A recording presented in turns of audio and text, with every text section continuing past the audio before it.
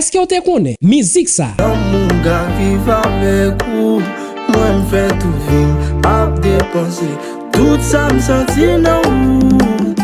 M'pas parler, m'pas dire un mot, mais m'a prêté. C'est musique yon jeune artiste qui charge avec fougue et qui gen pile talent dans ça la faire. Wef Makaifra, c'est un artiste qui fait et qui levé dans ville Tigouave dans pays d'Haïti. Wef Makaifra commence très bon dans musique, dans fait groupe et puis freestyle dans quartier côté li levé. Mais dans l'année 2022, li prend bagay yo plus au sérieux qui fait dans 2023 li sorti premier musique li qui relè M'pa parler. Pour m'ka dire moi sorry, m'pas parler, m'pas dire un mot, mais m'a prêté.